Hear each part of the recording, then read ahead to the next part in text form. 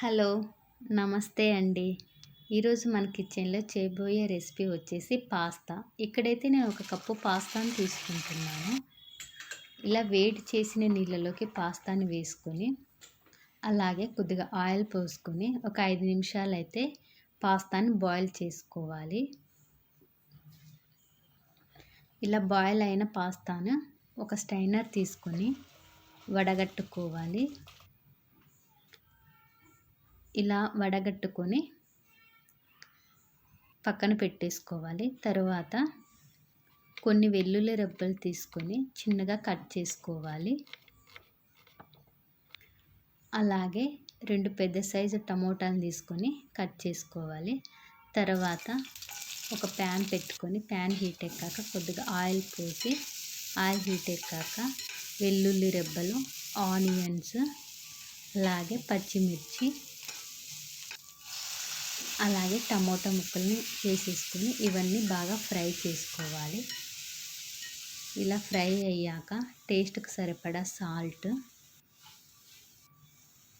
కొద్దిగా chilli powder, కొద్దిగా ధనియాల పౌడర్ వేసేసుకొని కలుపుకోవాలి. తర్వాత రెడ్ చిల్లీ సాస్, అలాగే గ్రీన్ చిల్లీ సాస్,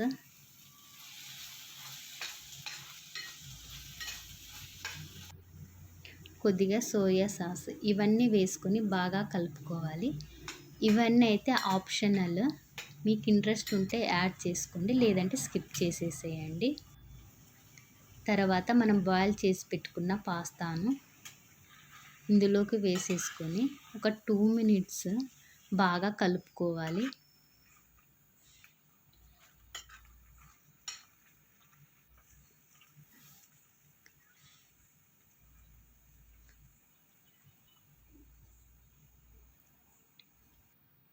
ఇక్కడైతే మనకి పాస్తా రెడీ అయిపోయింది. లాస్ట్‌లో కొత్తిమీరని గార్నిష్ చేసుకోవాలి.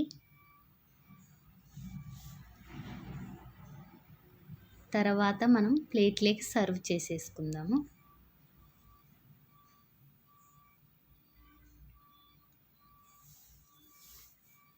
పాస్తా అయితే చాలా స్పైసీగా, చాలా టేస్టీగా ఉంది. తప్పకుండా మీరు కూడా ట్రై చేయండి. Thank you.